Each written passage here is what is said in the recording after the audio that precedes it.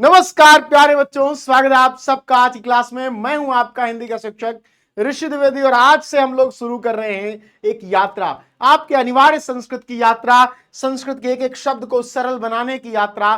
आपके परीक्षा में आपके 14 नंबर केवल हिंदी के पेपर से जोड़ देने की यात्रा। 14 नंबर का संस्कृत का आता है हिस्सा, तो सभी लोग तैयार हो जाओ। कुछ नहीं करना, केवल संदर्भ और व्याख्या जान लेनी है and you can do anything.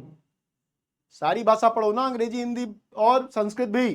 ठीक, तो भोजस्य उदार्यम, राजा भोज की उदारता। बड़े उदार आदमी है राजा भोज। कहते हैं कि हमारे यहां जो आता है पैसा दे देता हूं भाई। इनके यहां एक कवि आया, श्लोक सुना दिया, पता लगा कि एक श्लोक के एक एक अक्षर का 1-1 लाख दे दिए। इतना पैसा होना चाहिए आदमी के पास। ठीक है, तो हम जानेंगे कि भैया किसको दे दिए और कितना दे दिए। कुल मामला है पैसे का। तो सबसे पहले हम शुरू करेंगे कहां पर बात हो रही है और किससे बात हो रही है, कौन कौन वहां उपस्थित है। ततः कदाचित द्वारपालम आगत्य महाराज भोजम प्राह। तब कहीं से द्वारपाल ने आकर, बहुत दरवाजे होते हैं राजमहल में, कहीं से निकला द्वारपाल, कहा महाराज भोजम प्राह। प्राह माने कहा, किससे कहा? महाराज भोजम। आगत्य ल्यप प्रत्यय, आकर। ठीक है, क्या कहा? देव, हे देवात्मा। देवा नाम पिए, किसका नाम है?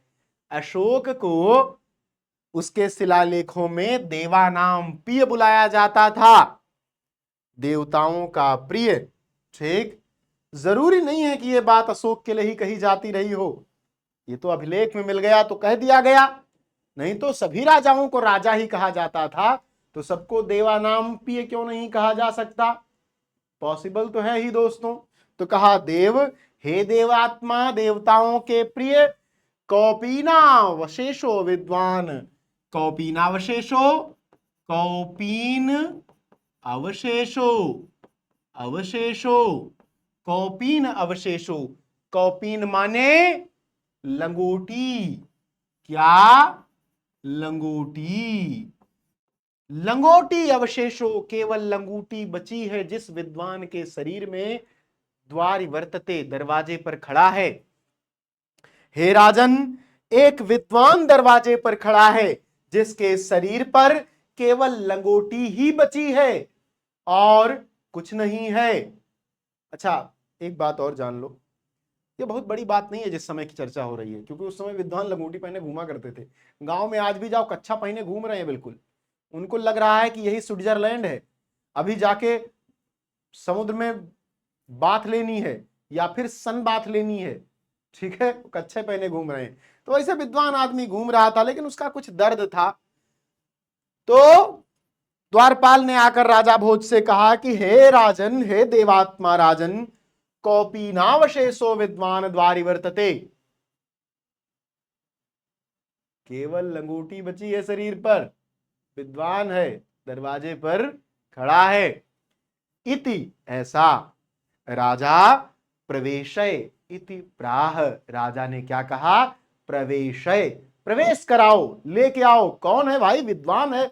राजा भोज तो भौकाली आदमी है और इसीलिए प्रसिद्ध भी है कि भैया विद्वानों को बड़ा सम्मान करते हैं। एक कहा जाता है, ग्रंथ उन्होंने लिखा है, सरस्वती कंठाभरणम।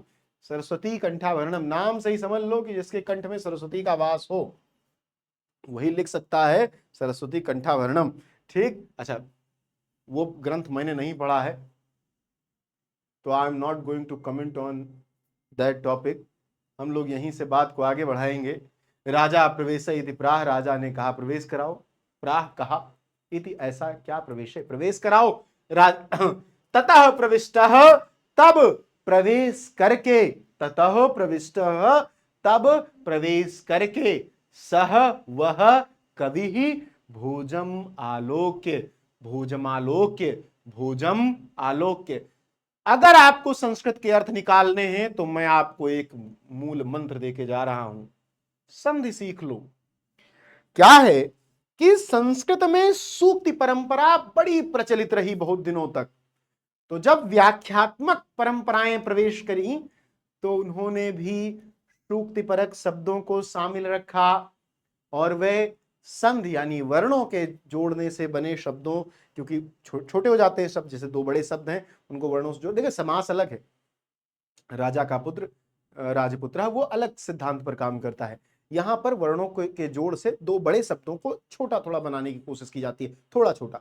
समास में ज्यादा छोटा हो जाता है क्योंकि वहां दो शब्द ही जोड़ दिए जाते हैं, यहाँ वर्ण जोड़े जाते हैं तो थोड़ा छोटा होता है। जैसे भोजम आलोक्य, अब आप देखोगे अगर संधि करोगे तो भोजम धन आलोक्य। अद्य में दारिद्र्य नाशो भविष्यति इति, अब देखो भविष्यति इति लिखा है, अब आप इसको अगर भविष्यति इति पढ़ोगे तो अर्थ निकालने में समस्या होगी। भविष्यति धन इति, अब छोटी और छोटी की मात्रा बन के बड़ी की मात्रा हो गई इति, ठीक है। मत्वा तुष्टो हर्षाणी मुमोच, हर्षाणी मुमोच, हर्ष के आंसू आए, रो पड़ा भे भे, क्यों रो पड़ा? भोजम आलोक्य, राजा भोज को देखकर रो पड़ा। भैया राजा भोज को देख के क्या प्रतीत हुआ जिससे रो पड़ा? अद्य में दारिद्र्य नाशो भविष्यति इति, आज मेरी दरिद्रता खत्म हो जाएगी ऐसा उसने महसूस किया और रो पड़ा। अब भैया राजा परेशान, राजा ने कहा राजा तम आलोक्य प्राह, तम आलोक्य, फिर से तम आलोक्य, राजा तम आलोक्य प्राह, राजा ने उसको देखकर कहा, क्या कहा भाई? कोई रोने लगा तो पूछो वे काय रो रहे हो? कवे हे कवि किम रोदिशी, क्यों रोते हो? इति, ऐसा क्यों रोते हो भाई, क्या हो गया? अरे मैं तुम्हारे सामने बैठा हूं, राजा आदमी हूं, तुम रो रहे हो फालतू में, क्या बात है? अब देखो तुम्हारे पास जो प्रश्न आएगा वो इसकी व्याख्या, ससंदर्भ व्याख्या लिखने के लिए आएगी। तो ससंदर्भ व्याख्या में सबसे पहले संदर्भ जानना आवश्यक है, फिर संदर्भ के पहले लगे हुए सौ पे भी बात कर लेंगे, ठीक है, उसका भी महत्व है। संदर्भ प्रस्तुत गद्यांश हमारी पाठ्यपुस्तक संस्कृत दिग्दर्शिका के भोजस सौदार्यम नामक पाठ से उद्धृत है। अनुवाद, तत्पश्चात द्वारपाल ने आकर महाराज भोज से कहा, देव द्वार पर एक ऐसा विद्वान खड़ा है जिसके तन पर केवल लंगोटी ही शेष है। राजा बोले, प्रवेश कराओ। तब उस कवि ने भोज को देखकर यह मानकर कि आज मेरी दरिद्रता दूर हो जाएगी, प्रसन्नता के आंसू बहाए। राजा ने उसे देखकर कहा, कवि रोते क्यों हो? ससंदर्भ, संदर्भ सहित, सहित यानी व्याख्या और संदर्भ, ठीक है। तो ये आपका हो गया एक पैराग्राफ। मैंने छोटे छोटे टुकड़ों में इसलिए तोड़ दिया क्योंकि आपके लिए पढ़ना आसान रहे। और अगर आप अर्थ की बात करें तो देखो, अगर आप यहां से और यहां तक देखो तो मैंने, और आप स्पष्ट रूप से देख पाओगे यहां से यहां तक, आपको एक एक लाइन का एक एक अर्थ बहुत स्पष्ट रूप से मिल जाएगा। करो क्या? स्क्रीनशॉट ले लो इसका। क्यों ले लो? क्योंकि स्क्रीनशॉट तुम्हारे पास संग्रहित रहेगा। कब क्लास देख रहे हो, कितने दिन बाद देख रहे हो, पीडीएफ टेलीग्राम ग्रुप में अवेलेबल, उस टाइम पे तुम्हें दिखाई पड़ रही है कि नहीं दिखाई पड़ रही है। वैसे UP board Hindi medium Vidyakul का टेलीग्राम चैनल सब्सक्राइब कर सकते हो। टेलीग्राम पर जाकर के वहां सारी पीडीएफ क्लासेस की लिंक तुम्हें मिलती रहती हैं, जिससे तुम्हारा फायदा होता रहता है। आगे बढ़ते हैं। ततः कवि आह, कवि ही आह, कविराह, तब कवि ने आह। अब आह शब्द भी बोलने के अर्थ में है, लेकिन आह में क्या है? पीड़ा की उपस्थिति है, पीड़ा का प्राकट्य है, पीड़ा का विस्तार है कि मैं आपको अपनी पीड़ा सुना रहा हूं। तब कवि ने राजा को अपनी पीड़ा सुनाई। देखो, शब्दों का भावात्मक अर्थ भी समझना आवश्यक होता है। वैसे तो आप अर्थ समझते ही हो कि भाई पठति माने पढ़ता है, लेकिन क्या पढ़ता है, इस संदर्भ में पठति का अर्थ चेंज होता है। तो ततः कवि आह, अब कविराह आप कहोगे सर कवि आह कैसे हो गया? तो ये बेटा है विसर्ग संधि, कवि आह।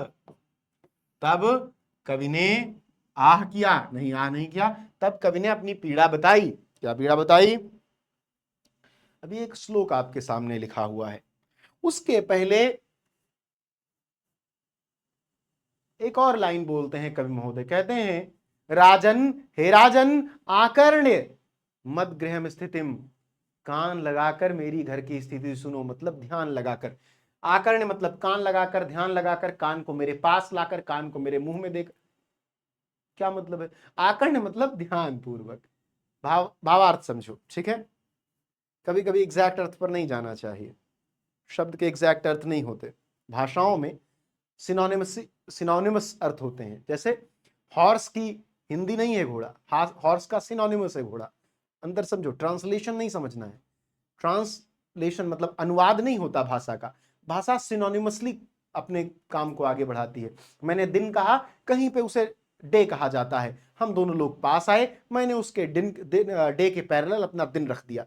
वी आर सिनोनिमस, हम पर्यायवाची हैं, हम अनुवाद नहीं है, ये समझना आवश्यक है, ठीक है। और जब हम ऐसा प्रयास करते हैं तो कई बार हमें, जैसे मान लो आकर्ण शब्द है संस्कृत का, किस संदर्भ में कहा गया। अब हो सकता है आकर्ण के कई अर्थ, कई पर्यायवाची हिंदी में निकल आए, कौन सुटेबल है उसको रखना आवश्यक है, ठीक है। तो आकर्ण मध्यग्रह स्थिति में ध्यान पूर्वक मेरे घर की स्थिति सुनो। क्या?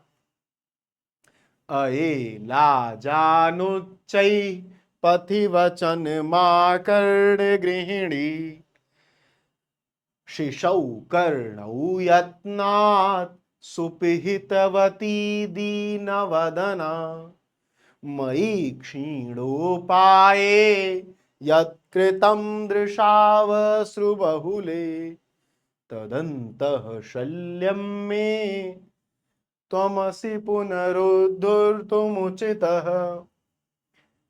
अये लाजानुच्चैः, अरे लाजा ले लो। अब लाजा को आप चबैना भूजा से भी संदर्भित कर सकते हो, कोई खीर कहता है, कोई खील कहता है, जो भी आप कहना चाहो। लाजा हमारे, जो मेरे सेंस में आता है कि हमारे गांव में हम लोग छोटे थे तो चना चबेना भूजा उजा बिकने आता था, मैं उसी से संदर्भ लगाऊंगा कि भूजा ले लो, लाजा ले लो। एक आदमी आया, उच्चई ऊंचे स्वर में, पथि वचनम पथिक के वचन को आकर्ण सुनकर, एक पथिक जा रहा है रास्ते पे, लाई भूजा बेच रहा है, वो चिल्ला रहा है लाजा ले लो, लाजा ले लो। तो उसके वचनों को सुनकर जो गृहिणी है, किसकी? पंडित जी की, जो विद्वान आए हैं उनकी, कौपीनावशेषो विद्वान। तो कौपीनावशेषो विद्वान की पत्नी ने क्या करती हैं? जब रास्ते पर चलते हुए पथिक द्वारा ऊंचे स्वर में लाजा ले लो की धुन की बांग दी जाती है, का स्वर बुलंद किया जाता है, तो कौपीनावशेषो विद्वान की पत्नी क्या करती हैं? शिशौ कर्णौ यत्नात्, शिशौ सह तौ, दोनों, सह वह, तौ वे दोनों, ते वे सब। तो तौ वे दोनों, शिशौ दोनों बच्चों के, दो बच्चे हैं, शिशौ दो बच्चों के लिए आएगा। शिशौ कर्णौ, दोनों बच्चों के दो दो कान है, तो कर्णौ यत्नात, यत्न पूर्वक, सुपहितवती ढक देती हैं, दीन वदना, वह जो दीन वदन वाली मेरी गृहिणी है, वह जो कमजोर शरीर वाली, दीन वदन वाली, दीन शरीर वाले, दीन वदन में बहुत सारे, दीन वदना में बहुत बहुत सारे अर्थ आते हैं। आप ऐसे समझ लो कि जो दीन वदन वाली, दीन मुख वाली, दीन शरीर वाली जो मेरी पत्नी है, वह यत्न पूर्वक मेरे दोनों बच्चों के कानों को बंद कर देती है। क्यों बंद कर देती है? क्योंकि अगर वो सुनेंगे कि अरे लाजा ले लो, तो वो तो बच्चे हैं, वह कहेंगे मुझे चाहिए, लेकिन हमारे पास नहीं है उनको दिलाने के लिए। तदंतः शल्यम में मई क्षीणोपा, और मैं कैसा हूं? क्षीणोपाय, क्षीण उपाय हूं, कोई उपाय नहीं हमारे पास, हम क्षीण हो चुके हैं। तत्कृतम दृशावश्रु बहुले, और जब वह ऐसे आंसुओं से भरी हुई दृष्टि मेरे ऊपर डालती है, तदंतः शल्यम में त्वमसि पुनरुद्धर्तुमुच्यतः, वह मेरे हृदय में सूल के समान चुभ जाती हैं या चुभ गई हैं, जिससे मैं घायल हूं। त्वमसि, केवल तुम ही हो ऐसे जो इसका पुनरुद्धार कर सकते हो, जो इसको व्यवस्थित कर सकते हो। यू आर द वन, आप राजा हैं और आप हमारे भविष्य को व्यवस्थित करने के जिम्मेदार हैं, तो हमारे लिए आप ही जो कुछ कर सकते हैं, कर सकते हैं। मार्ग पर ऊंचे स्वर में अरे खील ले लो सुनकर दीन कमजोर मुख वाली पत्नी ने बच्चों के कान सावधानी पूर्वक बंद कर दिए, और मुझ दरिद्र पर जो अश्रुपूर्वक दृष्टि डाली, वह मेरे हृदय में कांटे की सदृश गड़ गई है, जिसे निकालने में आप ही समझ सक्षम है, मतलब मेरे हृदय को सही करने में आप ही सक्षम है। अब आगे क्या होता है? राजा शिव शिव इति उदीरयन् प्रत्यक्षरम लक्ष्यम दत्वा प्राह। ऐसा राजा होना चाहिए। राजा शिव शिव बहुत सुंदर इति उदीरयन्, ऐसा उच्चारित किया, ऐसा उच्चारण किया, ऐसा बोले, और प्रत्यक्षरम लक्ष्यम दत्वा, एक एक अक्षर के लिए 1 लाख रुपया दे दिया। प्राह बोला, राजा ने बहुत सुंदर का उद्घोष किया, और उसके बाद हर अक्षर के 1 लाख रुपए दे करके बोले, त्वरितम गक्षगेहम, तुरंत घर जाओ, त्वद्गृहिणी खिन्ना वर्तते, तुम्हारी जो गृहिणी है दुखी होगी। अन्यदा भोजः, एक बार अन्य कहीं पर राजा भोज, श्री महेश्वरम नमितुम, नमितुम तुमन प्रत्यय के लिए अर्थ में, श्री महेश्वर को नमन करने के लिए, भगवान शिव को नमस्कार करने के लिए शिवालयम अभ्यगच्छत्, शिवालय की ओर जा रहे थे। तदा तब कोपि ब्राह्मण, कि कोई ब्राह्मण, राजानम शिव सन्निधौ प्राह, राजा को शिव सन्निधौ, शिव के समीप देखकर बोला, देव, हे देवात्मा, हे देवताओं के प्रिय राजन। क्या बोला? विद्वान लोग सीधे सीधे अपने बात नहीं कहते। किसी विद्वान आदमी के पास चले जाओ, खासकर कवि के पास चले जाओ, कवियों से कहो कि भाई यार एक मामला हो गया, देश में बड़ी अव्यवस्था है, और आजाद तो हो गए हम यार, लेकिन कोई सलूशन नहीं निकल रहा है। तो आपसे नहीं कहेगा कि हाँ ठीक है, वो कहेगा कहाँ तो तय था चरागा हर एक घर के लिए, कहाँ चराग में असर नहीं से, मतलब वो सिंपल बात ही नहीं करेगा, वो कविता सुना देगा तुरंत। कवियों की आदत होती है, ये भी आदमी कवि है। राजा को देखा तो कहा, देव अर्धम दानव वैरिणा गिरिजया, अप्यर्धम अपि अर्धम, अपि अर्धम अप्यर्धम शिवस्याहृतम, देवेत्थम जगती तले पुरहरा, पुरहरा भावे समुन्मिलितम। अब मैं पढ़ रहा हूं पुरहरा भावे समुन्मिलितम, शब्द क्या है? पुरहर अभावे, पुरहर का अभाव हुआ, समुन्मिलितम। गंगा सागर अंबरम शशिकला, नागाधिप क्ष्मातले, सर्वज्ञ त्वमधीश्वर त्वमगम, त्वां मां तु भिक्षाटनम। अर्धम दानव वैरिणा गिरजया, आधा तो दानव वैरी उठा ले गए। किसको? शिव जी को। दानव वैरी कौन है? विष्णु। अपि अर्धम, और आधा जो बचा, पार्वती भी उठा ले गई उस आधे को। देवेत्थम जगती तले पुरहरा अभावे समुन्मिलित, देवलोक में पृथ्वी लोक पर शंकर जी का अभाव हो गया, सब परेशान।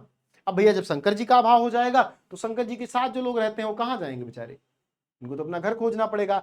तो गंगा सागर में चली गई। अंबरम शशिकला, चंद्रमा अंबर में चला गया।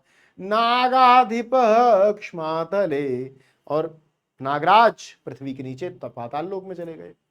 सर्वज्ञत्व मधीश्वरत्व मगमत, सारा जो ज्ञान था शंकर जी का आप में आ गया। प्रभु क्या चापलूसी कर रहा है? आजकल के भी कुछ कवि चापलूसी करते हैं भाई। अभी एक बहुत बड़े कवि हैं, 9 गीतों का पिता कहा जाता है उनको पिता मतलब उद्धारक कहा जाता है उनको। एक दिन किसी छोटी सी स्टेट के से राजाओं से स्टेट छीन ली गई, लेकिन कुछ भौकाल तो है भाई, राजा थे, तो उन्होंने बुलाया था।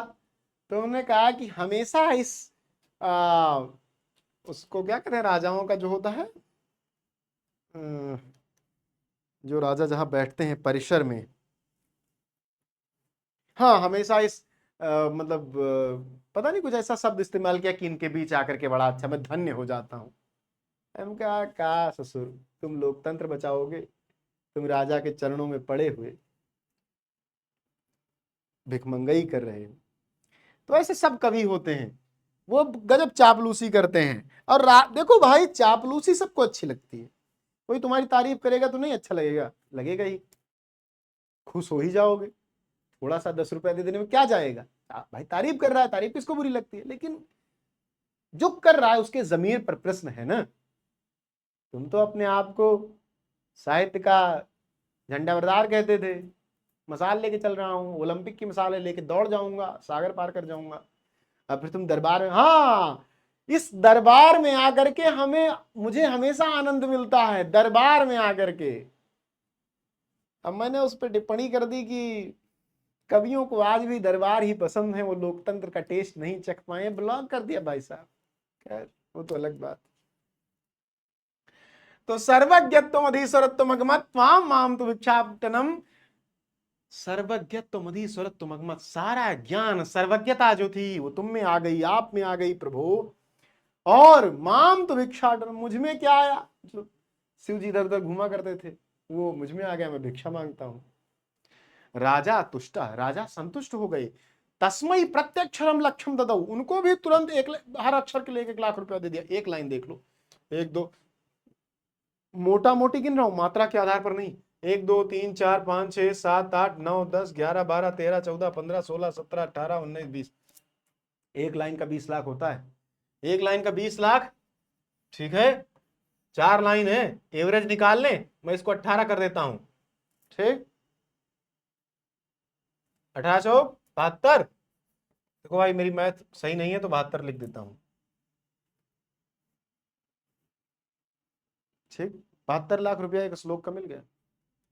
अच्छा देखो, कला का यही स्तर होना चाहिए, कलाओं को जो स्तर प्राप्त होना चाहिए वो यही होना चाहिए। अब डेमोक्रेसी में ऐसा नहीं है, उसका रीजन है भारत एक मतलब एक आप कहते हो कि जीविकोपार्जन वाला लोकतंत्र है। वो क्या कहते हैं उसको, कि हम लोग आधारभूत सुविधाओं से भी उनको ही प्राप्त करने के लिए फाइट कर रहे हैं। तो ऐसी सिचुएशन में क्या होता है कि आप कला के लिए पैसे कैसे बचा सकते हो। कोई चित्र बना देता है, कहता है कि लोग मुझसे मेरे फेसबुक में कमेंट करते हैं कि मेरा चित्र बना दीजिए, मुझसे पैसे मांगता हूं या मांगती हूं, तो उनको बुरा लग जाता है। लगेगा भाई, उस आदमी के पास खाने के लिए नहीं है, सुंदरता तो उसको भी अच्छी लग रही है ना, अफोर्ड नहीं कर सकता। व्हाट यू आर डूइंग, तुम्हें डेमोक्रेसी की चिंता है तो कर दो ना उसके लिए एक चित्र का डोनेशन, उठाओ ना भारत को कलात्मक टेस्ट में ऊपर। लेकिन तब तो तुमको अपनी क्रिएटिविटी के लिए पैसा चाहिए। भाई प्रॉब्लम तुम्हारी भी नहीं है, लेकिन रो मत, जमीनी हकीकत समझो। उत्तर भारत के 50% राज्य छोटी जोत के किसानों के हैं, उनके पास प्राइवेट नौकरी, सरकारी नौकरी नहीं है। और तुम चाहते हो कि वो तुम्हारा वो कैलीग्राफी और तुम्हारा मंडलम और तुम्हारा पेंटिंग और ब्ला ब्ला ब्ला खरीद के अपने घरों में सजाएं। घर ही नहीं है, प्रधानमंत्री आवास योजना से मिले घरों में रह रहे हैं। हाँ मोबाइल है क्योंकि डिजिटल क्रांति है, 5 से 10,000 रुपए मिल जाता है। फेसबुक पर हैं क्योंकि उस पर होना फ्री है। तुम्हारे फॉलोअर हैं क्योंकि तुमने अपना ऐड लगा के उन तक खुद को पहुंचाया है, या तुम्हारी सुंदरता वो भी देख लेते हैं। लेकिन इसका मतलब ये नहीं है कि वो तुम्हारे ग्राहक बनने के योग्य हैं। ठीक है, ये वेनिस नहीं है जहां सफेद कागज पर टूटी पेड़ की टहनियां मारकर उन चित्रों को करोड़ों में बेच दिया जाता है। ये भारत है। यहां जब बड़े न्यूज चैनल के न्यूज रूम में एक बड़ा एक्टर आता है और उससे वो प्रश्न पूछता है कि तुम्हें किस फूल की खुशबू पसंद है, तो लोग तमाम फूल बताते हैं और वो कहता है कि मुझे रोटी की खुशबू पसंद है। 75% भारत वैसा है, उसे रोटी की खुशबू किसी भी फूल की खुशबू से, किसी भी पेंटिंग की सुंदरता से ज्यादा मोहक लगती है, क्योंकि नहीं है उसके पास। और जब होगी तो कलाओं का हमसे बेहतर सम्मान किसी ने नहीं किया है। प्रत्यक्षरम लक्षम ददौ, हर एक अक्षर के लिए 1,00,000 रुपया दे दिया, जाओ ऐस करो। ठीक है, अन्यदा राजा समुपस्थिताम सीताम प्राह, अन्यदा राजा, अन्य एक बार राजा समुपस्थिताम, अपने पास उपस्थित, सीताम प्राह, सीता से बोले। राम भगवान की सीता नहीं है, ये इनकी कवित्री सीता है। देवी प्रभातम वर्णयति, देवी हे देवी प्रभात का वर्णन करो इति, ऐसा। सीता प्रासीता बोली, विरल विरला स्थूलास्तारा कला विवस जना, अर्थात विरल विरला स्थूलास तारा, बड़े बड़े तारे बहुत कम दिखाई दे रहे हैं। जैसे कलयुग में सज्जन लोग बहुत कम मिलते हैं। कला विव सज्जना मन इव मुने सर्वत्रैव प्रसन्नमभूनभः। सारा जो आकाश है वह उसी प्रकार स्वच्छ हो गया है जैसे मुनियों का मन होता है, बिल्कुल स्वच्छ होता है, कोई दबाव नहीं होता। अपसरति चध्वांताम चित, ये पता नहीं क्यों मुझे पढ़ते अच्छा नहीं लगता, इसकी लय ही मैं कभी नहीं समझ पाया भैया ये कौन सा छंद है। बेचारी सीता जी ने कोशिश की लेकिन मजा नहीं आया। अब मजा मुझे ही नहीं आया, ऐसा नहीं है कि आई एम नॉट ओनली वन जिसे मजा नहीं आया, राजा भोज को भी मजा नहीं आया था। अब सरति चध्वांताम चित्तास्तसामिव दुर्जनः वज्रति च निशाक्षप्रम लक्ष्मीरनुद्यामिनामिव। इनका कहने का मतलब है कि अंधेरा मिटता जा रहा है, जैसे सज्जन लोग सज्जनों के चित्त से दुर्जन और रात्रि उद्यमहीनों के लक्ष्मी सी रात्रि उस प्रकार बीत रही है जैसे उद्यमहीन लोग जो कुछ नहीं करते उनके पास से पैसे बीत रहे हैं। लेकिन मजा नहीं आया, सुनने में अच्छा नहीं लगा। तो राजा ने कहा, क्या कहा, राजा तस्य लक्षम दत्वा, राजा ने उनको बस 1 लाख रुपए दिए। मुझे भी मजा नहीं आया था, अभी तक हर अक्षर का 1 लाख दे रहे थे, यहाँ केवल 1 लाख दिया 4 लाइन का। आप समझ रहे हो, मार्केट खराब हो गई सीता की। ऐसी तमाम कवियत्रियां भारत में हैं, रख दिए ईंट रोड़े गजल हो गई, और आप कह दीजिए तो ब्लॉक हो जाएंगे। मैं हूं ब्लॉक, जानता हूं। तो कालिदासम प्राह, अपने मित्र कालिदास से कहा। अब ये वही कालिदास है या कोई और है? तमाम थियरी चलती हैं कि हमारे पास वेरियस कालिदासाज हैं, लेकिन अब पता नहीं कौन से हैं। कालिदासम प्राह, कालिदास से कहा, सखे तुम अपि प्रभातम वर्णय, तुम भी प्रभात, तुम अपि, तुम भी, तुम अप माने भी, तुम भी प्रभात का वर्णन करो। इति ऐसा ततः कालिदास प्राह, तब कालिदास ने वर्णन किया। श्लोक की सुंदरता देखिए। अभूत प्राची पिंगा रसपतिरिव प्राप्य कनकम गतक्षाया चंद्रो गतक्षायाश्चंद्रो बुध जन इव ग्राम्य सदसि क्षण क्षीणास्तारा नृपतय इवानुद्यम परा नदी पाराजन्ते द्रविण रहिता नामिव गुणा।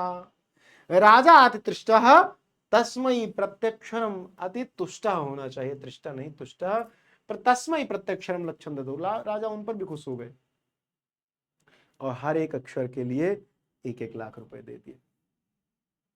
फिर से राजा भोज को माना जाता है कि बहुत विद्वान थे और विद्वानों का सम्मान करते थे। और जब आप विद्वान होते हैं तो आप विद्वता के बारीकियों को समझते हैं, कवि होते हैं तो आप कविता की बारीकियों को समझते हैं। आप जानते हैं कि रख दिए ईंट रोड़े गजल हो गई से गजल नहीं बनती, इसलिए आप सीता जी को 1 लाख देंगे।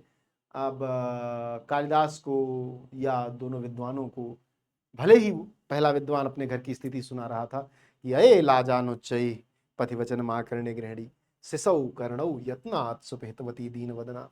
क्या सुंदर श्लोक है। या फिर यह अभूत प्राची पिंगा, अभूत प्राची पिंगा, हो गई है प्राची पिंगा, प्राची पूर्व दिशा, पिंगा पीली हो गई है, किसके समान, रसपति रिव प्राप्य कनकम, रसपति जो है उनकी जो पहली किरण है उसको प्राप्त करके बिल्कुल पीली हो गई है। गतक छाया चंद्रो बुध जन व ग्राम सदसी, गतक छाया चंद्रो, चंद्रमा की छाया चली गई है, कैसे, बुध जन व ग्राम सदसी, जैसे अज्ञानियों की सभा से विद्वान चले जाते हैं उसी तरह चंद्रमा की छाया चली गई है। क्षण क्षीणास तारा नृपतये इवानुद्यम पराः, इव जो उद्यम अपराह है, जो जिनके पास कोई काम नहीं है, वो उनके पास से जिस प्रकार उनकी शक्ति चली जाती है, उनकी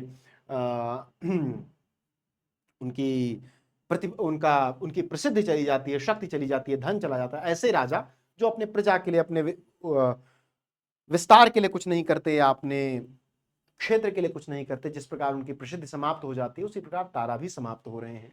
नदी पाराजन्ते द्रविण रहिता नाम गुणा। और जिस प्रकार दरिद्र व्यक्ति के गुणों को, मतलब जिस प्रकार दरिद्रता व्यक्ति के गुणों को ढक लेती है, उसी प्रकार सवेरे ने सभी दीपकों को ढक लिया है, कोई दीपक नहीं दिखाई दे रहे। दरिद्रता कैसे गुणों को ढकती है?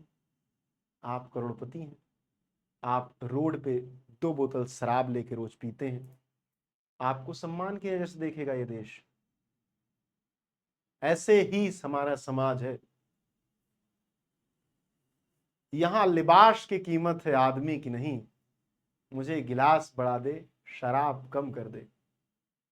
ठीक है, यहां दिखावा जितना ज्यादा होगा, और आप बहुत अच्छे हैं, गुणों की खान, नैतिक शास्त्र की किताबें आपने लिखी हैं, आचरण में आप राम हैं और भिखारी हैं, हर आदमी दो थप्पड़ मार के चला जाएगा। That is the reality of our society. तो ये आपकी कविता थी भोज सौदारे, अपने साथियों के साथ इसे साझा कीजिएगा।